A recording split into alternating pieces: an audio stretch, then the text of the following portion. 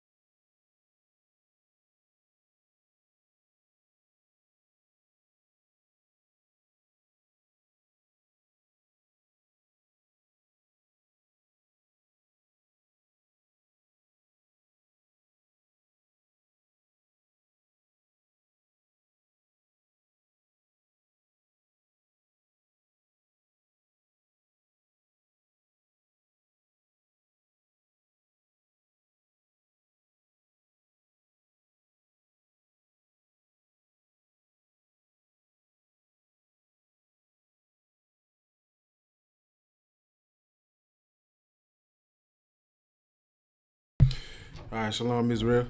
It's the Israelite School, Universal Practical Knowledge. Start out 1 West, 125th Street, Harlem, New York. What we teach is Black, Hispanic, and Native Indians are the 12 lost tribes of the nation of Israel. We're not affiliated with any other Israelite group, any Christian organization, or anything like that. We're home of the truth, and that's it. All right, today this is law class today. So we're gonna get into some law, statutes, and commandments. We're gonna get into how the laws and the commandments are still upholding today. And we're gonna get a little bit deeper, you know what I'm saying, with with life being war, man. Why life is war at the end of the class. You know what I'm saying? Because that's what we have to understand, that life is about war. And love is suffering, man. You know what I'm saying? That's exactly what that is. What life is about. It's about war. It's about fighting. You know what I'm saying? Fighting your demons, man. Everything is a fight. No matter what it is, you have to fight something, to either overcome or, to bring to pass. You know what I'm saying? That's what you have to do in your life, man. You have to fight every time. Life is a fight, man. Whether it's good or bad. You know what I'm saying? You have to fight for what you want. You know what I'm saying? For what is righteous, and for what to obtain, righteousness, and to obtain eternal life. That's why life is war. And to love, man, that you have to suffer, man. Because if you don't love something or whatever that thing you're trying to attain, you'll just give up. You'll give up for it. You know what I'm saying? You'll give up on it, or whoever it is. You know what I'm saying? You'll give up on that thing.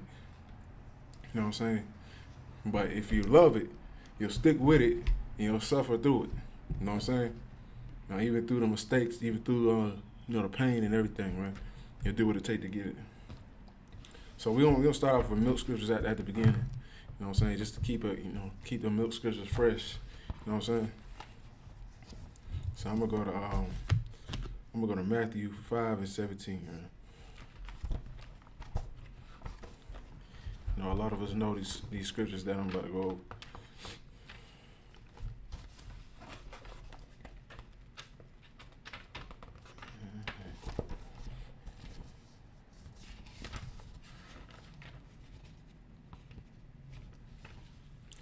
All right. It's Matthew 5 and 17. This is Christ speaking. He said, "Think not that I'm come to destroy the law or the prophets. I'm not come to destroy, but to fulfill." And the first thing he said was think not, man. You know what I'm saying? That means don't think. You know what I'm saying? Because that's what people, during those times, when Christ was around, they thought he was coming to destroy, the structure and the law, statutes, and commandments, man. They thought he was coming to destroy the order. But he wasn't coming to do that. You know what I'm saying? So that's why he had to tell them, don't think that I'm coming to destroy it. You know what I'm saying? That I'm coming to destroy the law.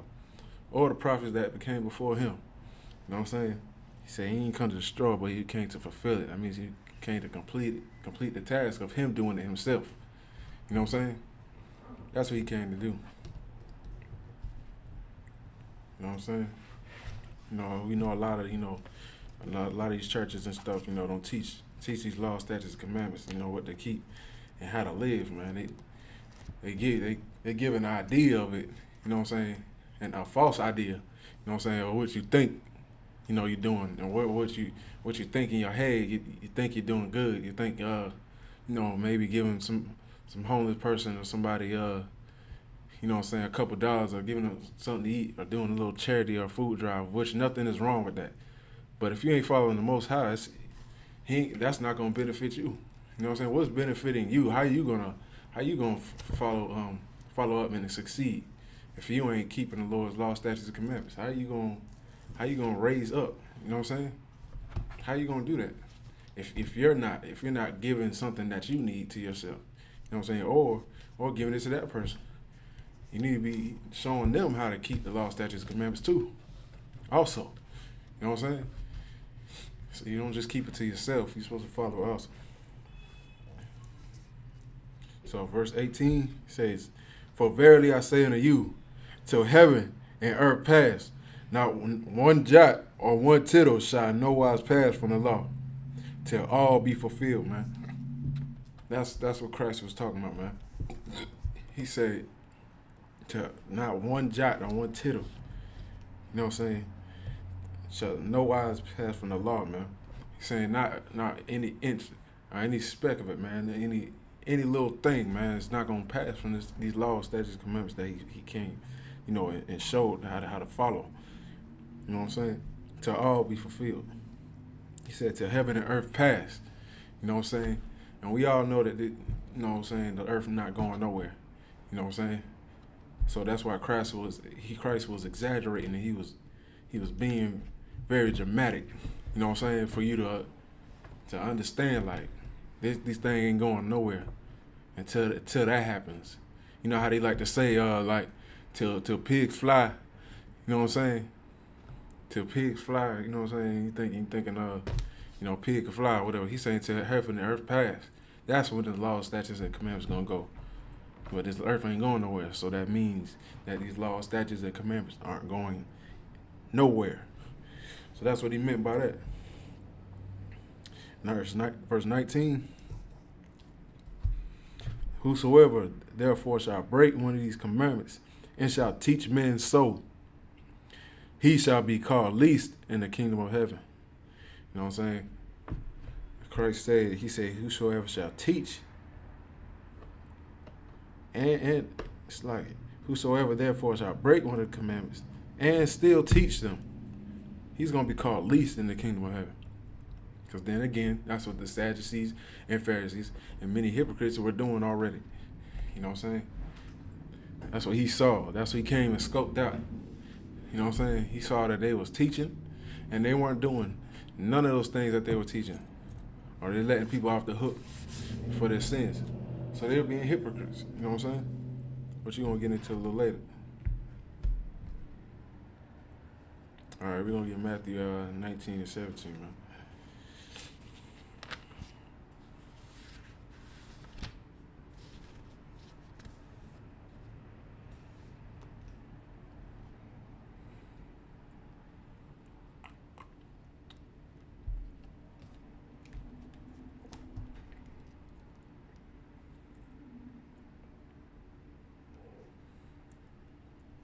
Matthew 19 and 17. And, well, I'm going to start at 16. "And behold, one came unto him and said, Good master, what things shall I do that I may have eternal life? And Christ, he said unto him, Why thou callest me good? There is none good but one, that is God. But if thou wilt enter into eternal life," it's like it, but that is one, that is God. "But if thou wilt enter into eternal life, keep the commandments," man. So he told him, man, why are you calling me good, man? You know what I'm saying? The Most High is better than me. You know what I'm saying? He making a distinction and a separation between him and the Most High. You know what I'm saying? He's saying that he's the Most High. I'm a man on this earth just doing His will. You know what I'm saying? Just like you should. You know what I'm saying? Just like we all should be doing, man. That's what Christ is talking about. He said, "Why are you calling me good?" He said, "It ain't good but one, man. That is God. But if you want to enter an eternal life, keep His commandments, man. Because that's what Christ was doing. And that's what He came to teach. You know what I'm saying?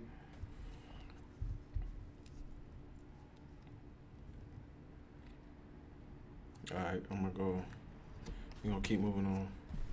So we kind of started a little late, so I'm going to keep going. All right, I'm going to go 1 John 2 and 3. No, you know what? Romans 6 and 1. Let me go Romans 6 and 1.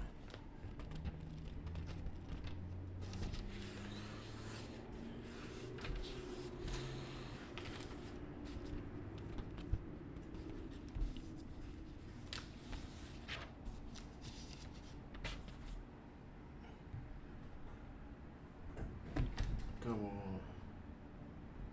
Can we use that precept also to prove God and Jesus is not the same person? Yeah, most definitely.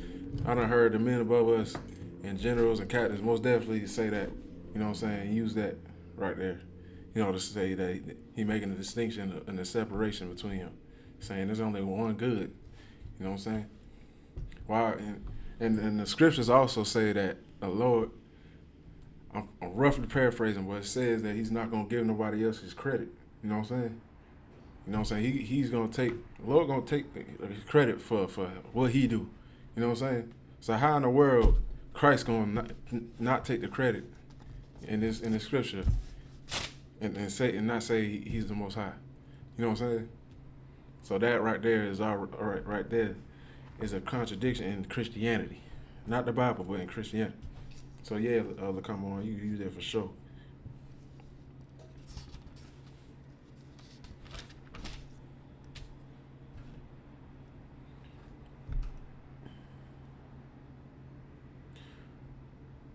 Romans 6 and 1. All right, let's turn it up a notch. What shall we say then? Shall we continue in sin that grace may abound? That's what Paul was writing, man. He said, shall we continue in sin that grace may abound? So if anybody in the comment, if you're listening, man, if you can answer, you know, what is sin? What is sin, man? What does that mean? If y'all can answer. If you answer for me real quick.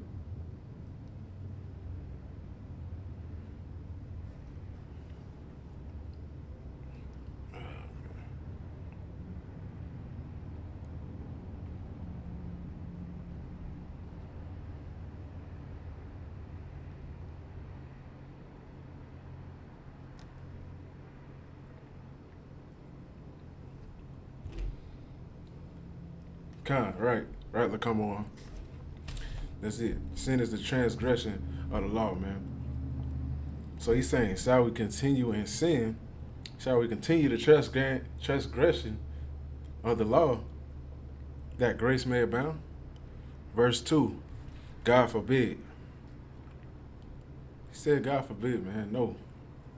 No, we should not continue transgressing the Lord's laws that grace may abound. No. So that's how you know the laws, the statutes, commandments not done away with. You know what I'm saying?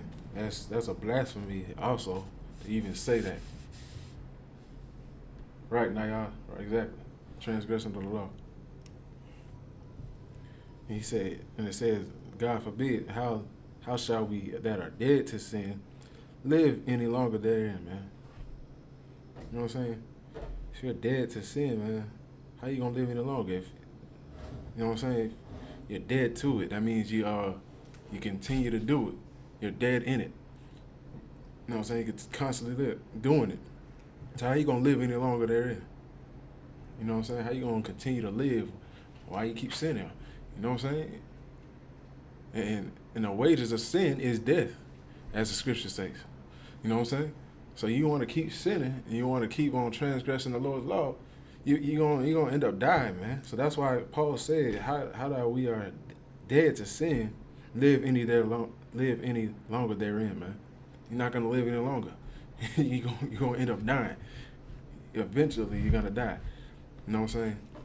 Whether it's by the hand of the Lord, you know what I'm saying, by the Lord putting the spirit on somebody to kill you, or whatever nonsense or buffoonery you're getting yourself into, you'll die. You know what I'm saying? That's what you don't want.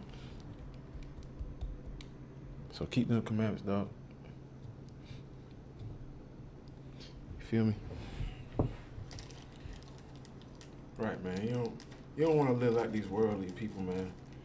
You know what I'm saying? People that ain't got no moral compass. You know what I'm saying?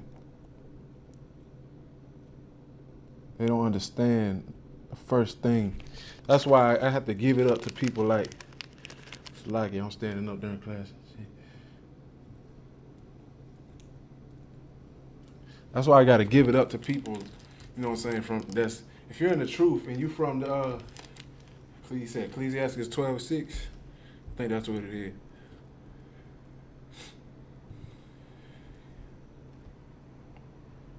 Let me see. And that's why I got to give it up to people like, I got to give it up to anybody that's in the truth because the Lord called you. But if you in this truth, man, you from the millennial generation or the doggone next generation, Generation X or Z, whatever they call it, I gotta give it up to y'all. You know what I'm saying? And I'm partnering with y'all too, cause doggone it, you would think that we want to be like everybody else. You know what I'm saying? But we really don't. You know what I'm saying? We want to be different from the world. You know what I'm saying? We're not out here doing what this this younger generation is doing out here. You know what I'm saying? Which we are out of our freaking minds right now. You know what I'm saying? The things that we're following because of the things that have been passed down from generation to generation. You know what I'm saying? And we don't know we ain't got no order, we ain't got no structure, man. That's why people out here dying over and over some stupid crap. You know what I'm saying?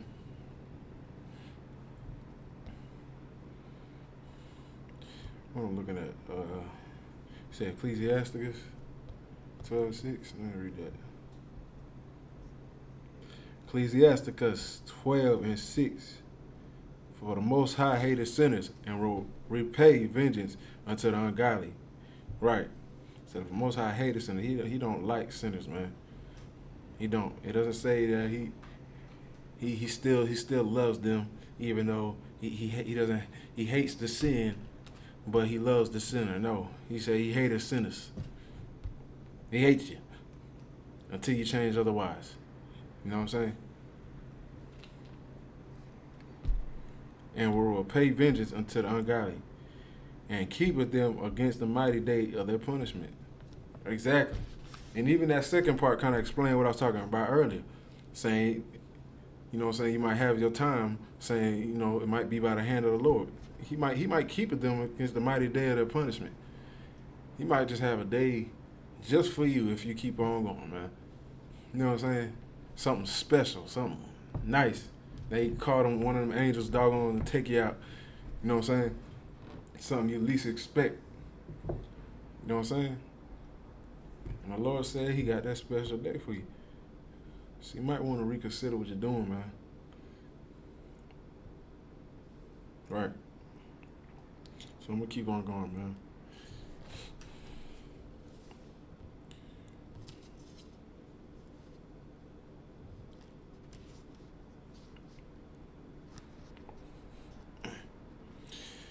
We'll go to 1 John 3:4, man. Follow along with me. After we do this milk scripture, we're going to get into something just a little bit heavier. You know what I'm saying? I'm not heavy. I just learned something. You know what I'm saying? So, 1 John 3:4. All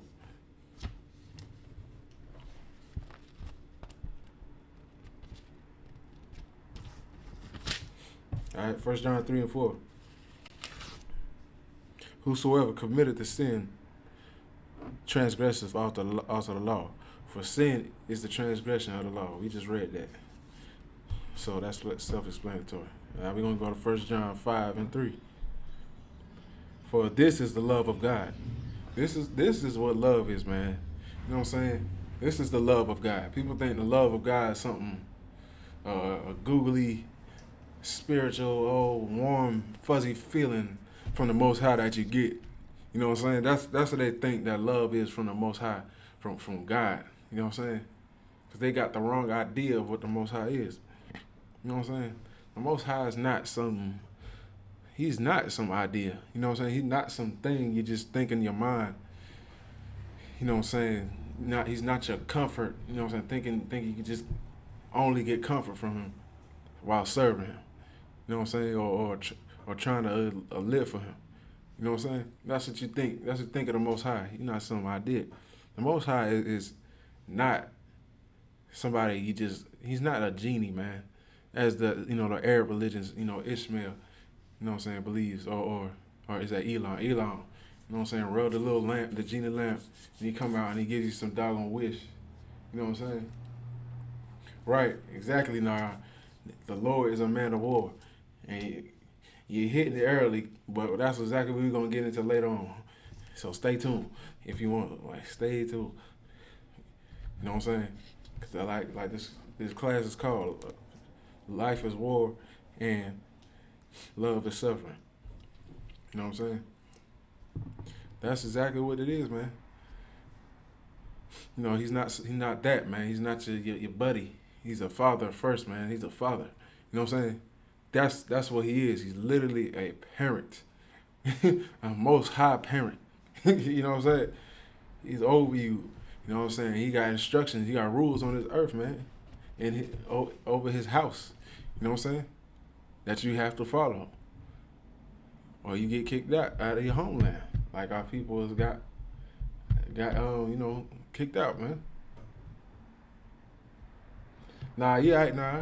That's good. You spot that. That's good you spot that. I can't wait to bring that out too. But that's what he's a man of war, man. You know what I'm saying?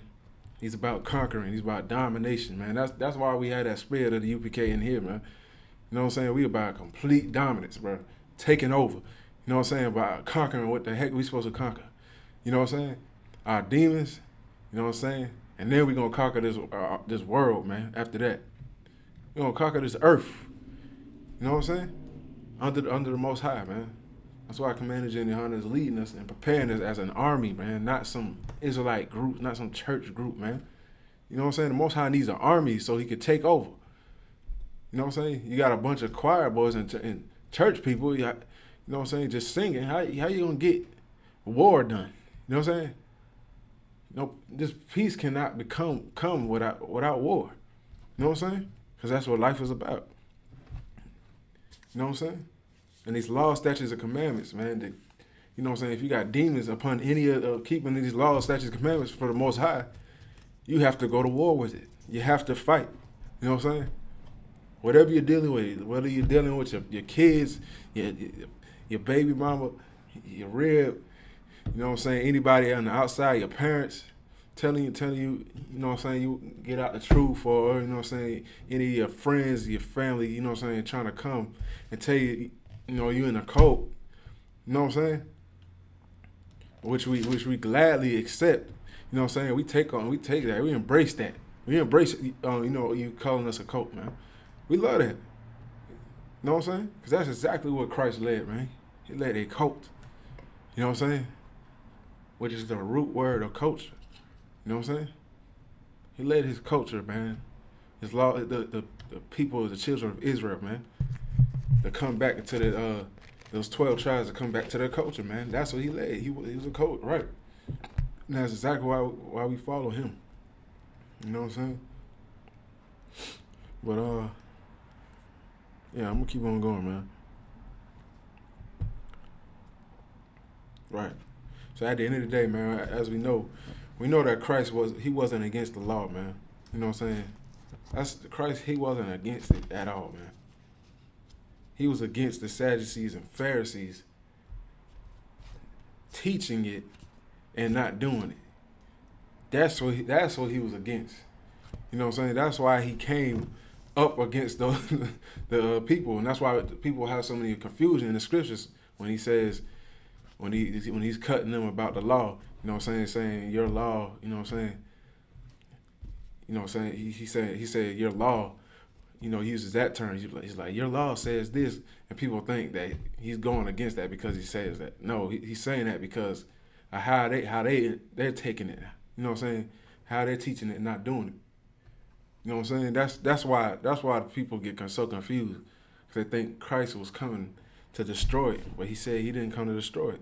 He was going against the Sadducees and Pharisees that would teach the law but wouldn't keep it, man. And we're gonna prove that though. I'm gonna get Matthew 23 and 23.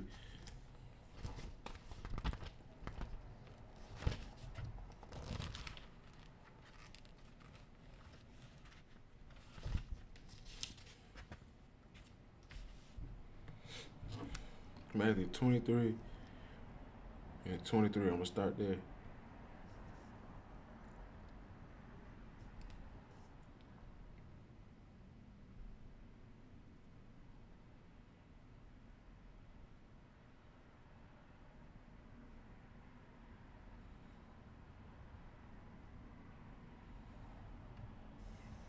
All right, Matthew 23 and 23. Woe unto you, scribes and Pharisees, hypocrites. This is Christ speaking, so it's in red. He said, woe to you, scribes and Pharisees, hypocrites, man. He called them hypocrites, man, because they showed something, you know what I'm saying, but they wouldn't do it, man. You know what I'm saying? They're just teaching the law, statutes, commandments, supposedly, but they weren't doing it. You know what I'm saying? So he said, woe to you, for ye pay of tithe and mint and anise and cumin. You know what I'm saying? They pay of all these little things like mint, you know what I'm saying, cumin, which I have to look up if anybody want to look up what cumin is. You know what I'm saying? They pay of tithes and anise. You know what I'm saying? And they omitted the weightier matters of the law, judgment and mercy and faith. You know what I'm saying? They omitted the weightier matters of the law, the heavier stuff. You know what I'm saying? Things as such as, you know, committing adultery or murder or anything. That's the only thing that they'll probably judge. But they didn't do one jot or one tittle. You know what I'm saying? They didn't do the least of the commandments, as they call it. You know what I'm saying? They didn't do everything. You know what I'm saying? They only did what they wanted of the law. You know what I'm saying? And that's why Christ was coming to cut them and call them hypocrites. You know what I'm saying? You say you're a priest and you say you keep the law, statutes, commandments, but you ain't doing it. Judgment, mercy, and faith, these ought ye have done, not to leave the other undone. You know what I'm saying? That's what Christ said. He said, these ought ye have done, and not to leave the other undone. You know what I'm saying? That means they're leaving the other part, undone. They're doing one thing, but they're not doing the other, man. You know what I'm saying? That's exactly what they were doing. And they were hypocrites.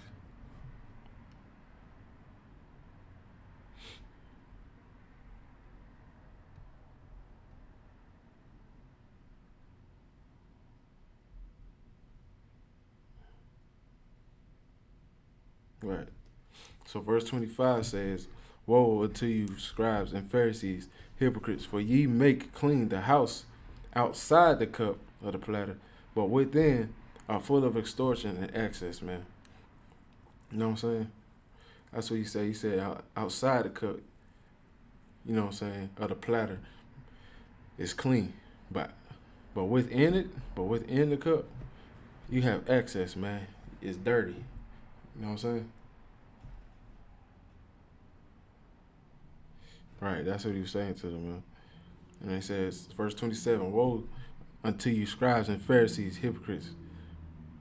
And he called them hypocrites over and over. Like you unto witted sculptures, which indeed appear beautiful outward, but within are dead men's bones and all uncleanness. And verse 28, even so ye also outwardly appear righteous unto men, but within ye are full of hypocrisy and iniquity, man. You know what I'm saying? That's what he taught. He said, outwardly you appear righteous unto men, but within you are full of iniquity. You know what I'm saying? They was doing, telling you, I'm telling you, they put on a show for sure. That's one thing they did. They put on a show. Appear showing that they are high and mighty. What the Levites, what a priest, what a high priest, we're given the law, but we want to become rich, man. You know what I'm saying? It sounds like people that wear purple, man. Wear that purple. That's what that sounds like to me.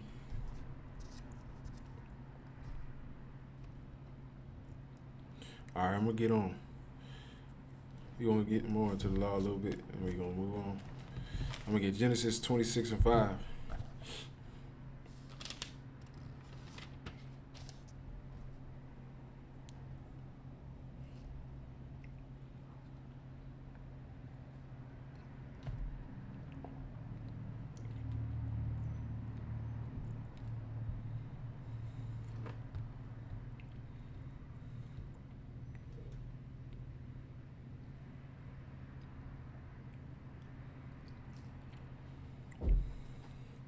All right. Genesis 26:5. This is going to explain right here that the law, this is in Genesis, man. The law was always here, man. You know what I'm saying? Let me just go ahead and read. Genesis 26:5.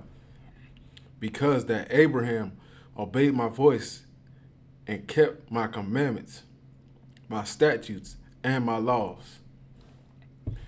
Man, people say Moses was the first one to get a law. Where in the world did Abraham get the law, statutes, and commandments from? Huh? Where did he get them? They were passed down from generation to generation, man. That's how he got them. The laws and statutes and commandments have always been here, man. Always. Always been here. So that's a precept if y'all need a look, you know what I'm saying, and take right there to see that the law, statutes, and commandments always been here. To cut a Christian or anybody saying that the laws haven't been here. But they have since Genesis, man. Let me read it again. Because that Abraham obeyed my voice and kept my charge, my commandments, my statutes, and my laws. And Isaac dwelt in Gerar. And the men of the place asked him of his wife, and he said, okay, we're going to start right there. But to make the point, verse 5, that the law, statutes, and commandments have been here since Genesis, man. And even before chapter 25, man, Adam had the laws, man. He had it too. You know what I'm saying? He had that thing too. It always has been here. How would anybody know how to live, man? Live a civilized life without any commandments, man, under the Most High. Whoever the Most High chose, man, they most definitely had the law, statutes, and commandments. Whoever he chose to give his spirit to, you know what I'm saying, his Holy Spirit to, which is his commandments, they had it. They had what you call the law, statutes, and commandments. It was given differently though. Adam read the stars, man. He read the stars. He had order though. You know what I'm saying? That's how he knew how to finally find a wife. You know what I'm saying? How to live and how to raise children. You know what I'm saying? That's how he got it done. How else would he know how to live, man? If he didn't have law, statutes, and commandments. All right. We'll get Psalms 1 and 2.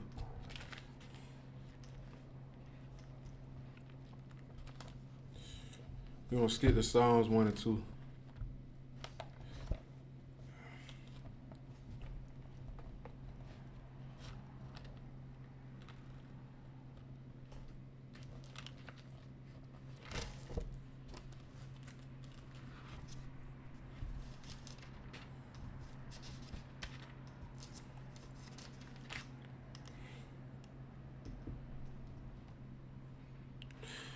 All right, I'm going to start at 1 and 1 though. Psalms 1 and 1. All right. Blessed is the man that walketh not in the counsel of the ungodly, nor standeth in the way of sinners, nor sitteth in the seat of the scornful, man.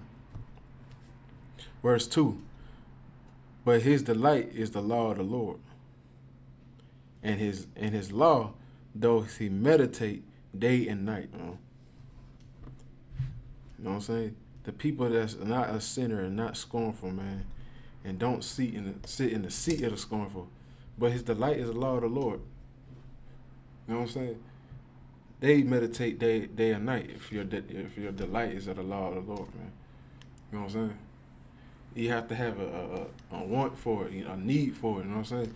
Even if you think you know what you're doing, you don't have to eat shrimp, crab, and lobster. You know what I'm saying? That's fine or whatever. But there's more wisdom in there. You know what I'm saying? You have to read more. Even myself, I have to read more, man. You know what I'm saying?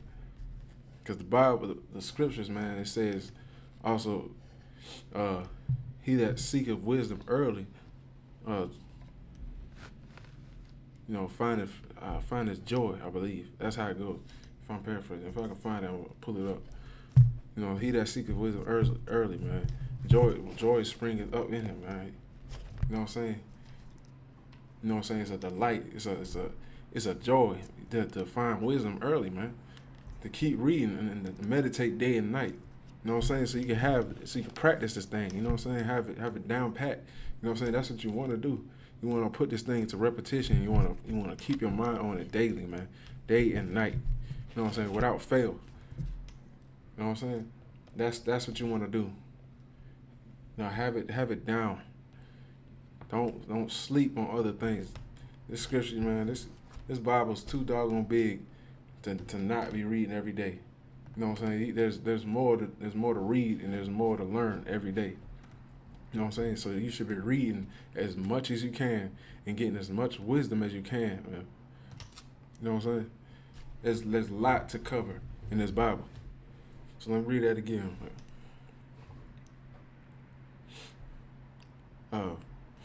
Psalms 1:1. Blessed is the man that walketh not in the counsel of the ungodly, nor standeth in the way of sinners, nor sitteth in the seat of the scornful. But his delight is in the law of the Lord, and in his law doth he meditate day and night. You know what I'm saying? That's what it is. That's what you want to do. You want to meditate day and night, man. You know what I'm saying? If you got time in the morning, do that thing. Read. A lot of good things is to read. It's a lot of what Solomon wrote too, in Proverbs, in Ecclesiastes, the Wisdom of Solomon, and Ecclesiasticus. That has straight wisdom in all four of those books, man. In the Apocrypha too. You know what I'm saying? Wisdom of Solomon. That's what you want to read. You want to read Ecclesiastes, Ecclesiasticus, and Proverbs. Straight wisdom. That's all it is. Because Solomon was the wisest man to live, man. He was. So, therefore, that's what you want. That's something that, I read myself. You know what I'm saying? But that's how you meditate day and night. You know what I'm saying? And the laws of the statutes and commandments. But let's keep going. I'm going to go to 19. I'm going to go to Psalms 19. All right.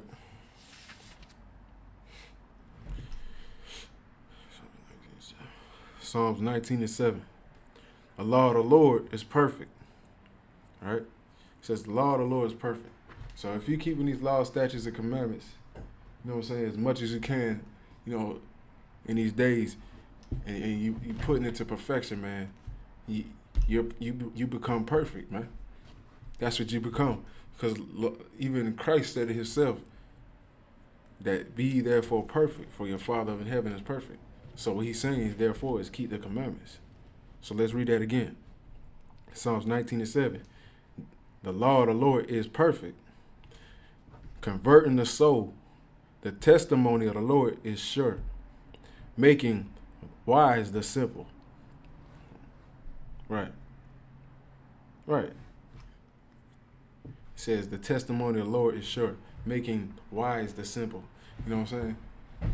The wisdom of this world You're making wise simple. You know what I'm saying? You're making it simple. It's a 1-2 thing. You know what I'm saying? It's easy. Just like he says, commandments are not grievous. So you're making wise simple, man. A simple thing to do. You know what I'm saying? It's not hard to do that. It's not hard to keep these laws, statutes, and commandments. You make it hard. What make it hard is your demons. You know what I'm saying? The demons that you want to keep you from doing this. You know, the demons that want to keep you to smoke. You know what I'm saying? Want you to keep porn, or you know what I'm saying, or getting tattoos or anything of the sort, man. The least of the commandments that you think that you can get away with. You know what I'm saying? Eating pork, shrimp, crab, and lobsters, which the Lord hates, man. Which he thinks is an abomination. So he hate that thing with a passion. He hates it, and I do too. You know what I'm saying? Once you get like-minded with the Most High, you're gonna hate what he hates. You know what I'm saying? You're gonna think in your mind like you're not even going. You're gonna hate the smell of weed. Like me, I hate the smell of weed, and I used to smoke. You know what I'm saying? I used to smoke all the time. I'm talking about high out my goddamn mind. And I hate the smell of it. I hate being around it. It hurts my head. You know what I'm saying? And a lot of people can attest this, not just me. More people in U.P.K. can attest this. You know what I'm saying? Once they get in that realm, you know what I'm saying, you get in that mindset of the Most High, it's like, what is this disgusting thing in front of me? What does this smell? Even pork, I hate the smell of pork, man. Have you ever smelled that thing? That thing gives you a headache. I'm not playing. Now, that thing gives you a headache. It's like, it's strong, man. It messes with my sinuses. I don't know if I'm being dramatic, but that's what happened to me. You know what I'm saying? So right, I'm gonna keep on straight.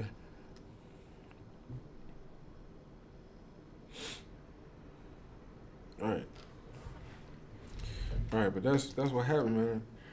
The Lord gave it, he gave the children of Israel, the law. He gave us the law. So in the New Testament, man, so when they teach that the laws are done away with, you know what I'm saying, we still talking about Israelites, man. You know what I'm saying? He gave us the laws, statutes, commandments in the New Testament. So when they want to say, the laws, statutes, and commandments are done away with, you know what I'm saying? They want to say that in the New Testament, but they still teach that the law is done away with. When they teach that the law is done away with, but they're still talking about the children of Israel at the same time. So how in the world are you going to say that the laws are done away with when it's talking about when the children of Israel are the only one that got the law? You know what I'm saying? The children of Israel is the only nation on this earth that got those laws, statutes, and commandments. Period. That's what we all know. We know that point blank. But when it comes to the New Testament, now he's saying, the Lord, he done away with the law. You know what I'm saying? We don't have to keep that. But who got the law? So it's still talking about the children of Israel. So you still ruling out that? Or are you saying everybody got the law? When that is not true. See, confounded right there. You know what I'm saying? And the priest was the tribe of Levi. And they're the ones who gave the law in the New Testament also. They still was the people they still was lawgivers in the New Testament. But the Lord said that later on in biblical prophecy that all 12 tribes will be a nation of kings and priests. You know what I'm saying? Everybody, we're all going to be teachers, you know what I'm saying, and priests of the prophets of the Most High. That's what Christ came to do. He came to make a nation of kings and priests, man.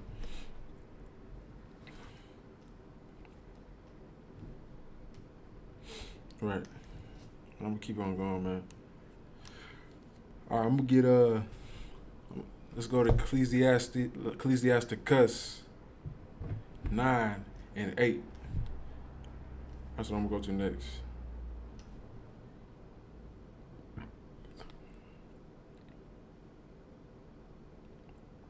Ecclesiasticus 9 and 8.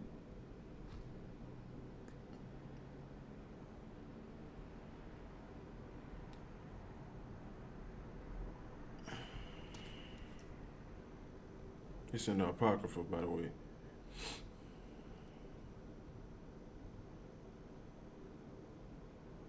All right. We're going to get into some other laws, man, that we need to keep. This is a big problem right here. You know what I'm saying? I ain't speaking on my behalf or nothing, but I had to speak on this. All right? So, stay with me a little bit. We're going to get right into it. Ecclesiastes 9 and 8. Hold on now. Ecclesiastes 9 and 8. Turn away thine eye from a beautiful woman, and look not upon another's beauty. For many have been deceived by the beauty of woman. For wherewith love is kindled as a fire. All right, when Christ, not Christ, so like when this is saying turn the eye away from a beautiful woman and look not upon another's beauty. He's saying look not upon another man's wife, his beauty, man, his wife's beauty. For many have been deceived by the beauty of a woman. For wherewith love is kindled as a fire. Now, when it's talking about love right here, it ain't talking about what really the love of God is, or what the love of brotherhood and sisterhood is. It's not talking about that type of love. It's talking about lust. That's why I say it's kindled as a fire. It's burning. It's burning inside you that you want to sleep with this man's wife. You know what I'm saying? You want to look. You want to continue to look at it. That's why it says turn thy eye away from the beauty of a woman. Because you want to commit adultery against your brother, man. You're going to want to look at your wife's brother. You know what I'm saying? I mean, it's like your brother's wife, his rib. And you're going to want to continue. You're going to want to move forward. You know what happens after that. And that's why I can't stand that, man, for a brother to always thinking about having sex with another man's wife, man. I had to get away from it. Even in the world, man, I didn't like that. I can't. That's even disgusting. Why in the world would you want to stick your penis where another man's penis has been inside of a woman? Why do you want that? Why would you want that? That's just foul and disgusting, man. And it is an abomination to the Lord. You know what I'm saying?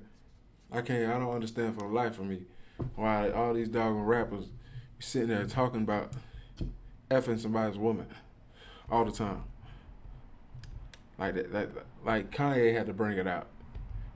Even Kanye brought it out to the point where he was doggone going off about it on Drink Champs, talking about what the Jewish man pushes in our media. You know what I'm saying?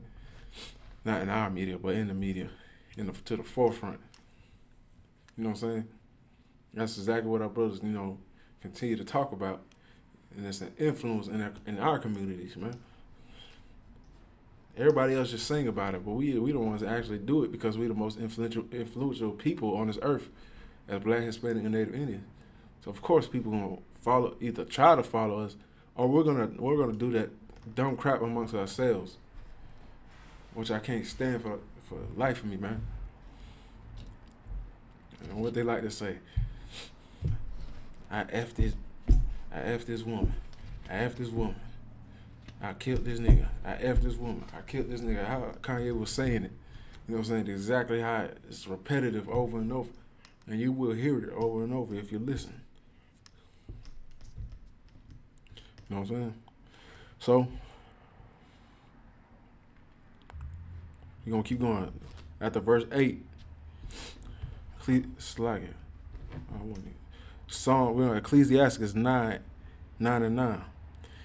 All right, this is where it's going to tell you what not to do. Sit not at all with another man's wife, nor sit down with her in thine arms, man.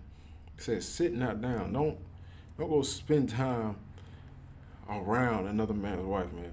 Nor don't sit down with her in thy arms. Don't be cuddling her, trying to hug all the doggone time. Say, what's up, sister? How you doing? You doing all right? How that husband treating you? He treating you good? All right, now I'm gonna get him, man. I'm a boy, but I'm gonna get him. I mean, he's doggone plotting the whole time. Snake ass, like it. That's exactly what it is, though. Sitting out now with another man's wife, nor sit down with her in thy arms. Don't be trying to comfort her in thy arms, saying, what he do? He don't treat you right. Man, you don't take care of the kids, man. Man, look, I'm sorry about that. I'll do something about it, man. You know what I'm saying? I got your back. Just so you can pipe her. Just so you have sex with her, man. Which is disgusting, man. Why do we do these things? I don't know. I do know. But we're going to continue to break it down. And spend not thy money with her at the wine. Don't sit down and drinking with another man's wife, man. Don't take her out to get to the bar. Don't meet her at the bar talking about him, trying to get her loose so she can do something stupid. You know what I'm saying?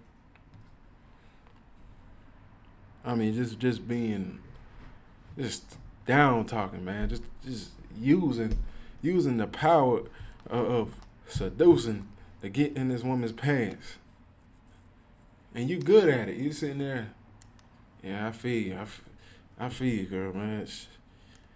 You know, me, I wouldn't do that. You know what I'm saying? I ain't that type of man. You know what I'm saying? I take care of mine just to get in them drawers. I take care of my woman. You know what I'm saying? You ain't feeding your kids, man. He said, man, I babysit your kids, man. You probably gonna molest them. You know what I'm saying? You gotta think about all that stuff, man. People use a lot of guile and seduction just to sleep with another man's wife. And after it says, spend not thy money with her at the wine, lest thine heart incline to her. And so through thy desire, thou fall into destruction. It's saying, lest your heart incline to her. And so thy desire fall into destruction. This is similar to what Christ was talking about when he said, don't look at another man's wife with lust. I'm paraphrasing. You know what I'm saying? Or you're going to commit adultery in your heart already. You're going to want to do it. You know what I'm saying? That's exactly what you're going to want to do. All right, we're going to skip down to Ecclesiastes 9 and 11. It says, envy not the glory of a sinner, for thou knowest not what shall be his end. You know what I'm saying? Don't glory don't envy in the glory of a sinner, man. You see what that sinner does. You see if he's getting all the women by sleeping with somebody else's wife. You know what I'm saying? You don't know what his end is gonna be. You don't know what that leads to without wisdom. That's why it's telling you here. You know what I'm saying? You don't understand that. You're thinking that he's getting away with it, or you don't know what he's going through. You don't know if he caught AIDS. You don't know if he caught HIV by doing that. You don't know if he's gonna get killed by the other man that's gonna come and bust in the door, finding out that he's sleeping with his wife and just shoot him in the freaking head. You're not gonna see that. So don't envy into another man's. Don't envy in the glory of his sins, man. Don't look at that like, man, he get all the women. Like, why I can't do that? First, you gotta get your game up, of course. Secondly, you gotta do it righteously. And he's not doing anything special, man. Why is that good? Why do we glorify that? Why do we look at that as good? You know what I'm saying? Don't look at that as something great. Sleeping with another man's wife is disgusting, and it's gay. It is disgusting, and it's homosexual. At the end of the day, that's what it is. Straight up and down. Because you're putting your rod where another man's rod has been. And that's foul. You like sharing the same thing with another man. Another man likes his own thing, man. His own woman, his own comfort, man. Why in the world would you want what somebody else got like that? Just so you can make him mad? That's not real. That's not what being a man and conquering and taking over something is, man. That's foul, man. That's what that is. So, verse 12, delight not in a thing that the ungodly have pleasure in. But remember, they shall not go unpunished unto their grave, man. they're not gonna go unpunished, man. That thing is eventually is gonna lead to death through what their actions do. So one day, that man is he's gonna sleep with another man's wife. He gonna get the right man, man. The right dude that's gonna get pissed off and come blow his brains out. That's what's gonna end up happening. And it has happened plenty of times. And he might shoot the woman. You know, the rapper Problem, Problem from Atlanta, he got caught. Finally got caught up with him, man. You know what I'm saying? I hope the brother rise again and the Lord put him in a better predicament. I don't glory in the death of a brother, but it caught up with him. It finally caught up with him at the end. You know what I'm saying? He think he's famous and everybody knows him from Atlanta as being, as rapping from Atlanta and rapping on songs with Young Thug. Everybody know who he is. The whole hood know. But that thing that death caught up with him for finally sleeping with the right man's wife, and he blew his brains out, man. You know what I'm saying? That's what could happen right there. And people need to learn from that, or they're gonna end up the same way. So therefore, that's why we say that sex is marriage, man, in here.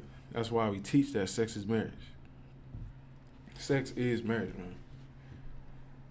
You need to understand who exactly you want as a husband or who you want as a wife, you know what I'm saying, as your rib. And you need to choose wisely. You need to court that sister or brother. Y'all need to work it out. You need to figure out exactly how to work together and figure out the long haul for this thing, man. Because sex is marriage. And of course, I'm going to prove it. I'm going to just leave it there. I'm going to get Exodus 22 and 16. Let's hear him run through these, man. It's about to get time about to close in. Exodus 22 and 16. All right. Exodus 22 and 16. If a man entice a maid that is not betrothed, he said, if he entice a maid, if he talks to a woman, man, put that game on her, man, talk to her, telling her how beautiful she is. You know what I'm saying? If he entices her, and she's not betrothed, which is engaged, and she's not engaged, she's not with nobody that she's already talking to, also, and he lied with her, he shall surely endow her to be his wife. Man. That's what's gonna happen once he lays with that woman. That means that is your rib. You know what I'm saying? And people be like, oh, that's not marriage. That's not marriage. Okay, we're gonna see. I'm gonna keep proving it. Think that's it? You think that's it? Think that's it? When you sleep with that woman, what do you think? What do you think sex is, man? What do you think? What do you think that is? That's a man and a woman coming together. That's what it is. A man and a woman coming together, saying, "I want you." This is it's like a physical contract.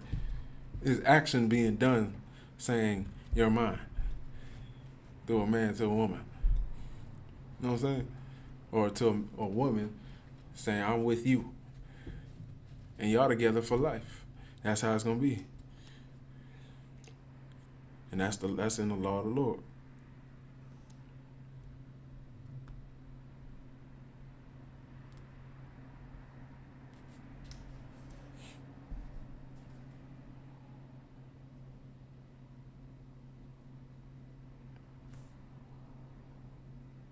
All right, I got the definition of endow. The definition of endow is to give or bequeath an income or property to, provide with a quality or ability or asset.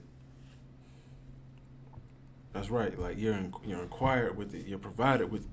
You know what I'm saying?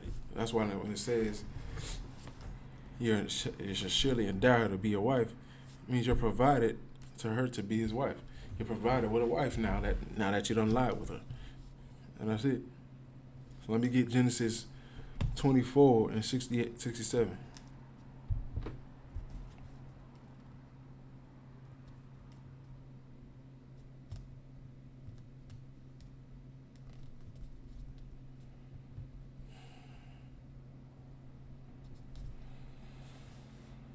All right, this is an example right here. It's talking about Isaac right here. All right.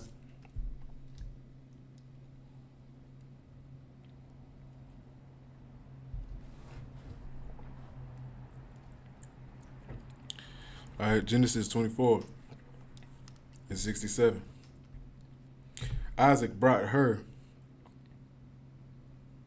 and it's talking, when it says her, when you get context, it's talking about Rebecca.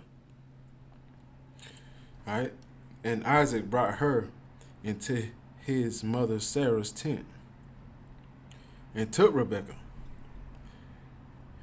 and she became his wife, and he loved her, and Isaac was comforted after his mother's death. Right there, it says when he took her, she became his wife. What do you think was going on when they went to that doggone tent, man? What do you think going on? You thought they was in there playing patty cake?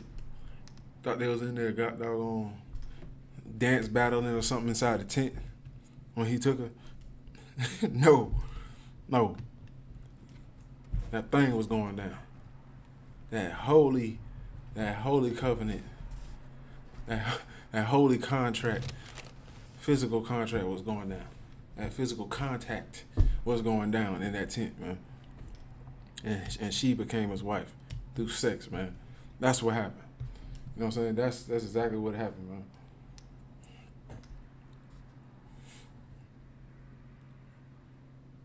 All right, we're going to get a couple more examples. We're going to move the heck on. I'm just giving you precept upon precept.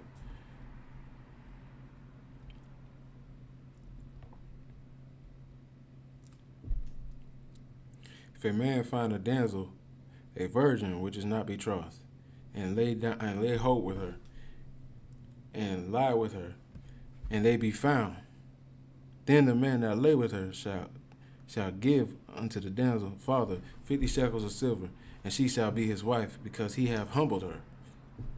He may not put her away all his days of his life. Right there, you cannot put your wife away, bro, for the rest of your days. This is our culture, Black, Hispanic, and Native Indians. This is our culture. You know what I'm saying? That's why sex is marriage. Plus, it's right to the Most High God, which made all things.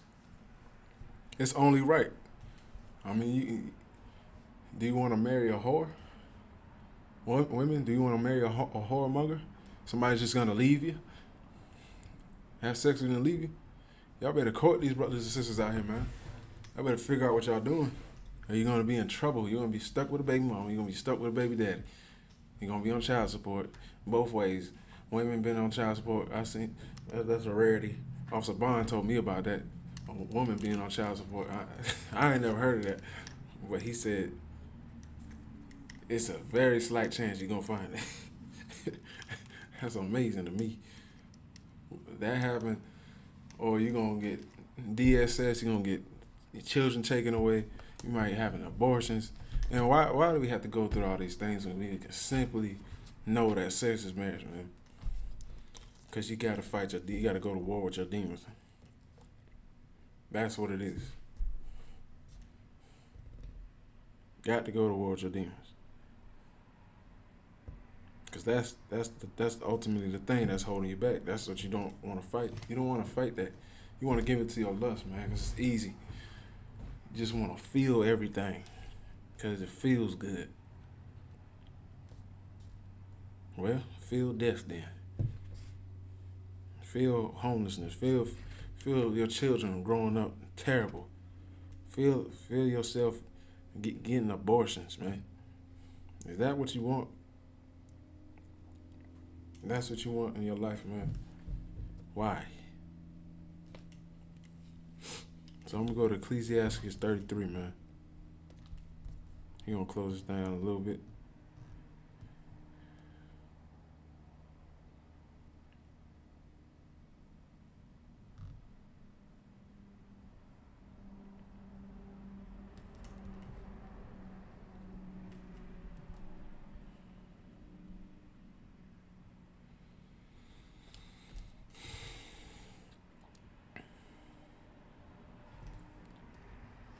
Ecclesiastes 33:2.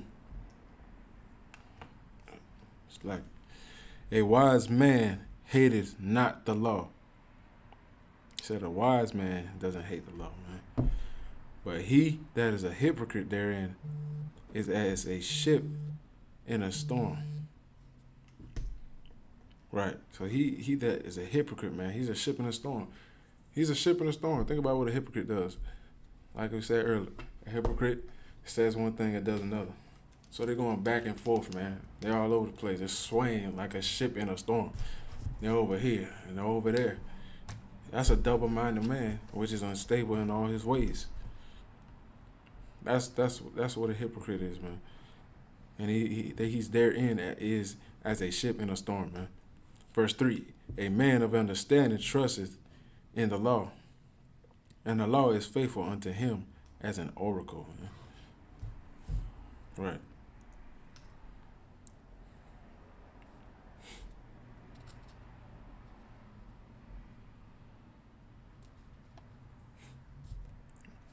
Right, man. When you don't hate the law, statutes, commandments, man, you're not gonna want to smoke, man.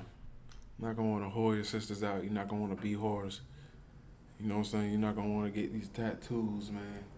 You know what I'm saying? You're not gonna want to do whatever it is to go against the law, statutes, commandments. You're not gonna want to do it because you understand that this is wisdom and this is life. This is how to live. It's so foreign to us because we grew up in this world, in this society, man, thinking that we can just grow up any type of way, man. You know what I'm saying? We're not there. We're not there mentally. We're not there physically. That's why if the Lord calls you, man, you better answer. He bring you to this truth, you better answer. You know what I'm saying? You got a way. You finally got a way out, man. But people don't want to do this because they think it's too hard. But this ain't for everybody. You at least need to get in class. At least, if you don't want to be a soldier. At least get in class and pay your tithes. That will be a glorious thing still. Because you're still contributing. You know what I'm saying? We need the money. We need the money. You know what I'm saying? Give it to Commander Jenny Hunter. You'll know what to do with it. He's not going to waste away your money. He knows exactly what this nation needs. So I'm going to go to 1 Corinthians 3:16.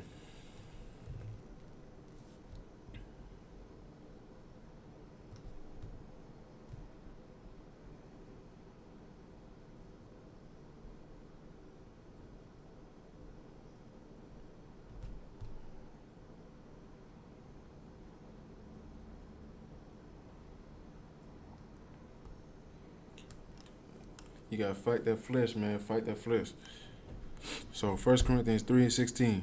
Know ye not that ye are the temple of God, and that the Spirit of God dwelleth in you?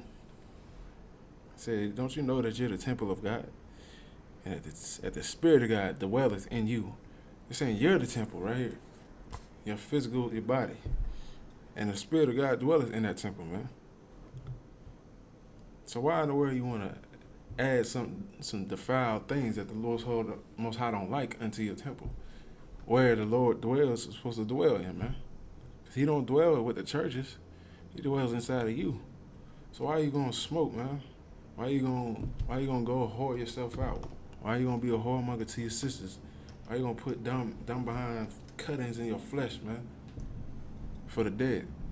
Why are you going to do that to the temple when the Lord dwells here, man? Inside your soul and your spirit, man. He's not gonna be inside of you, man. If he's not gonna be inside your mind, you know what I'm saying, your spirit, so you can walk like him if you're doing those things. He's not with you if you're doing those things at all. So, if any man defile the temple of God, him shall God destroy. For the temple of God is holy, which temple ye are. He's saying that you're that temple of God. And he said he's gonna destroy that temple, man, if you defile the temple of the Lord, man. If you continue to put weed smoke and cigarette smoke inside that body. If if you putting tattoos on, if you're eating abominable things inside your body that the Most High don't like, the Most High gonna destroy you, man. Verse 18. Let no man deceive himself. If any man among you seemeth to be wise in this world, let him become a fool, that he may rise. If any man may think he knows something, may think he's on to the truth, he knows all the scriptures or whatever, or he's into this Kemet or this African diaspora stuff or whatever the heck it is. Let him become a fool, man, so he can rise. Don't let no man deceive you. If any man among you seems to be wise, let them become a fool, man. Let them humble themselves down and say, I don't know nothing. You know what I'm saying?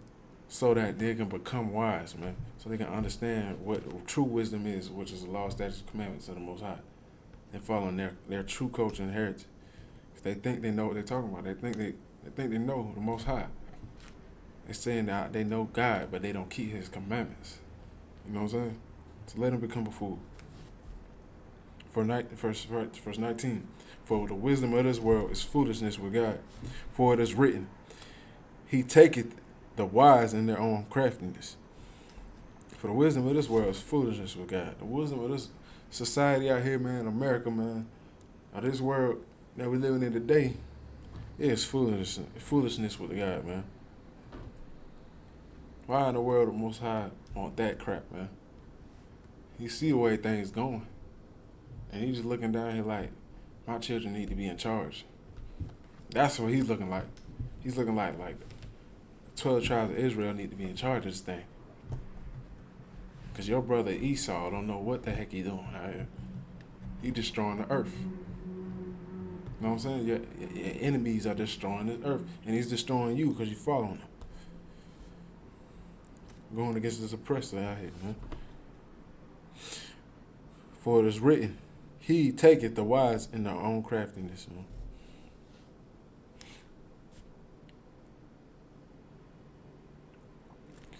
You know what I'm saying?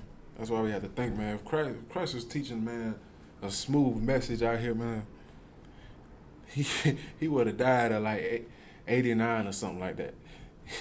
He would have died old if he was teaching a smooth message.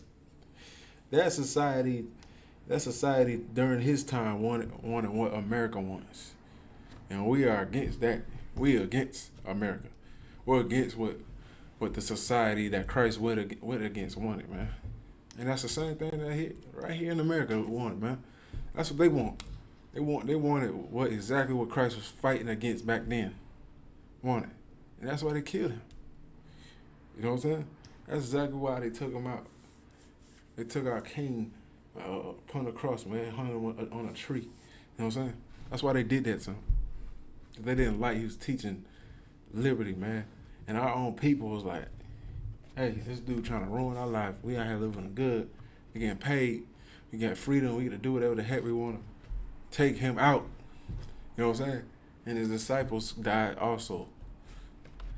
Even after him, he left. Some of them died before him. Some of them died after. They died, man, because they were doing what he was doing. And they did not. They was trying to get rid of what Christ was teaching. But it didn't go anywhere because they held on to the truth. You know what I'm saying? That's exactly what I believe either it was Peter or Daniel. No, it was probably Peter crying in prison because he thought that his truth would not survive, man. He thought that his truth wasn't going to come to pass. And he thought that it was going to be over. They tried to keep our heritage alive and everything.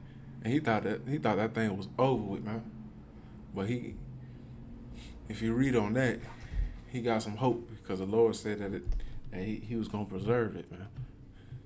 He was going to preserve this truth, man. And he sure did, man.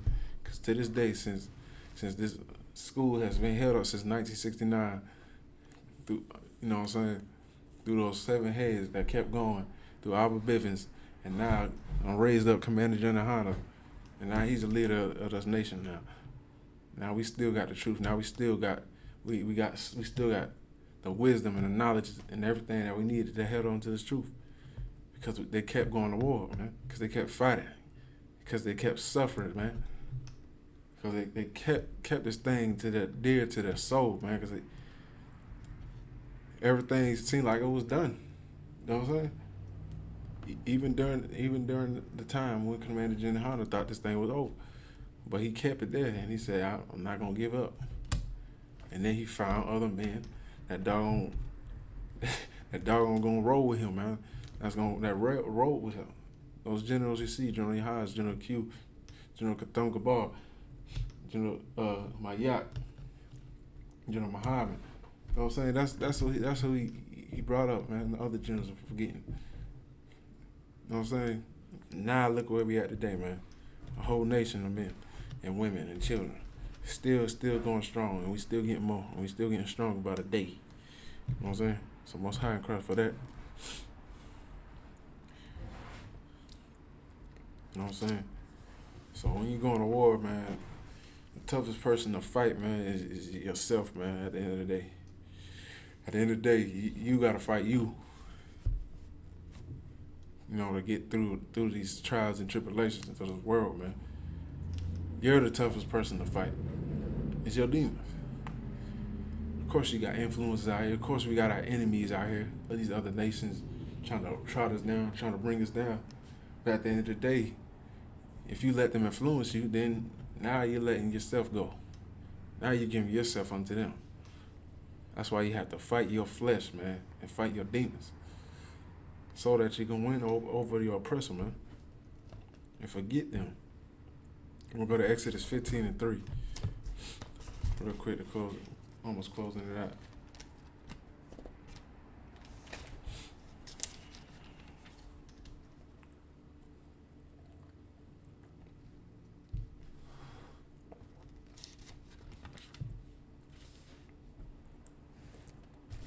Exodus 15:3. The Lord is a man of war. The Lord is his name. It says the Lord is a man of war, man. The Lord is a fighter. He's a conqueror, man. He likes to use us, his people, to conquer and to go to war. His angels are warriors. One of the archangel, Michael, is a warrior, man. He's a fighter. You know what I'm saying? What did Jacob have to do to get his name, man? To get his blessing? He had to fight, man. What did Christ have to do, man? He had to fight against principalities and spirits of evil in this world in order to get this truth out, man. Life is war, bro. You have to fight, man. That's what this life is about. You know what I'm saying? And there's something else I forgot to bring out, man, but I forgot. I'm gonna keep going. I'm gonna go to Job 38:3.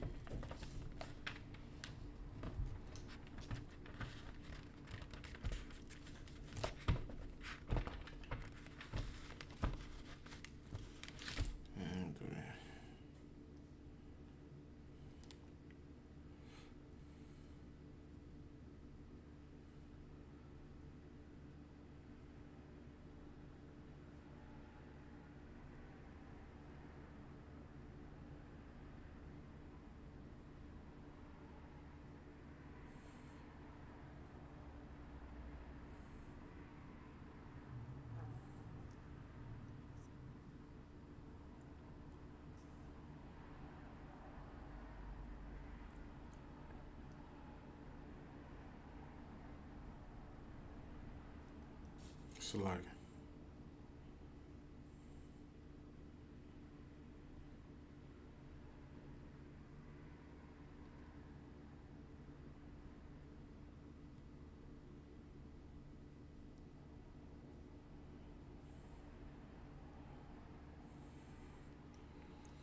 I'm gonna change that. Let me go to Second Edges 7:57. So people wonder, man, why in the world that, you know, you might be going through the craziest junk in your life, man. You growing up in these ghettos in the hood, you're going through any type of atrocities you're going through. You might be going through pregnancy. You might be going through raising up a child. You know what I'm saying? You might not have the best condition in your life and stuff, man. You know what I'm saying? And you might be going through whatever the sort is, man. Us as Black, Hispanic, and Native Indians, you wondering like, why is it so tough, man? You know what I'm saying? So I'm gonna start at 2nd Esdras 7:56.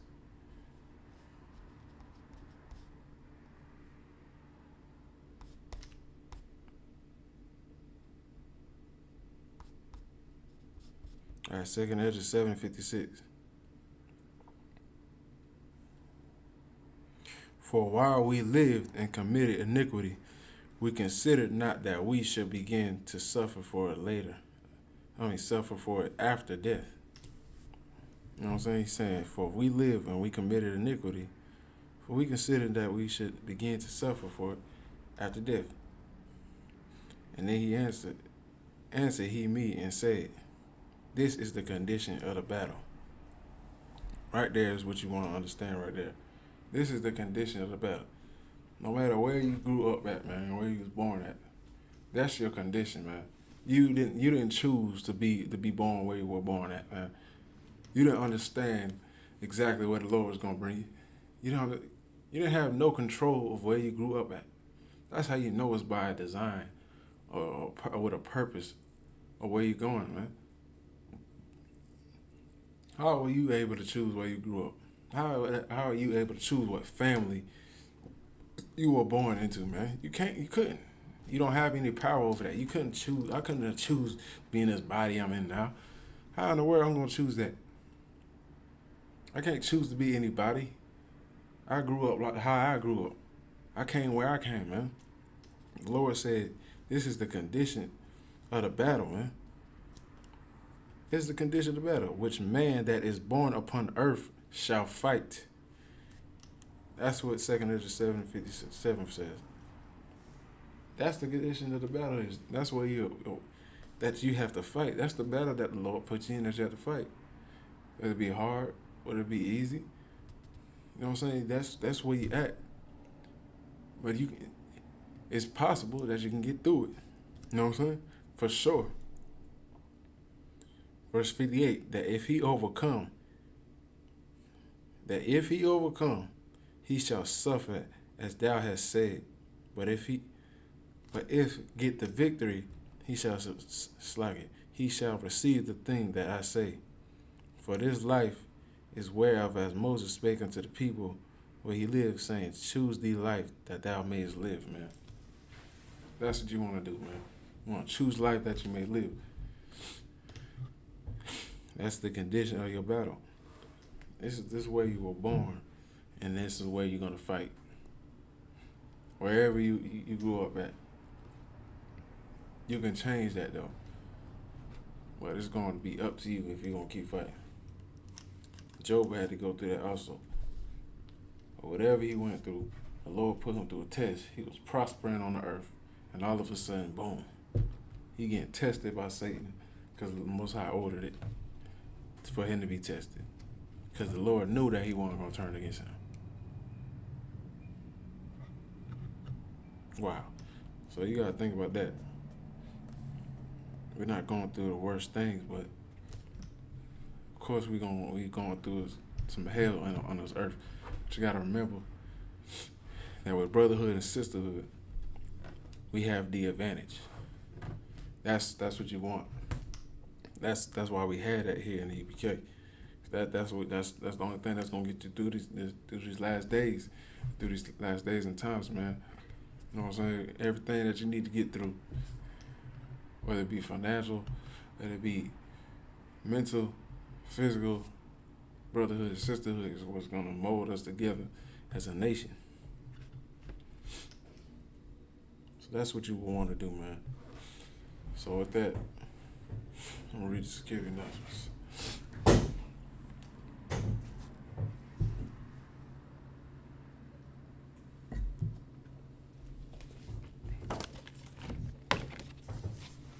The I.S.U.P.K. Start at 1 West 125th Street, Harlem, New York. Rule for a new brother or sister. When a new brother or sister comes to the school, they are off limits for 6 months. They are to be saluted only. They are here to sell themselves to the world. If they need any transportation, the teacher will arrange it. After 6 months, if a brother or sister has any interest in a particular person, he or she must get permission from the head to speak to a brother or sister. There is another 6 months in which a brother or sister will court each other. After the 6-month period, the brother and the sister will get permission from the head to marry. Tithes, which is a commandment. Numbers 18 and 21. Malachi 3 and 18 through 10 means tenth in the Hebrew, Ma'asher, 10% of every penny of any increase the Lord gives you. Give to the treasury department or the teacher. Priest fund, free will offering for the priest, not mandatory, whatsoever amount you would like. Upcoming convocations. The Feast of Dedication, Hanukkah, 25th day of the 9th month, by the span of 8 days. Saturday, the 17th December 2022, for 8 days. First Maccabees 4 and 52 to 61. Remind Akim and Aqua to check the bulletin board in the hallway. If anyone wants to be a trooper in the school, start wearing all black boots, shirt, headband, and scarf, and pants. And with that, shalom.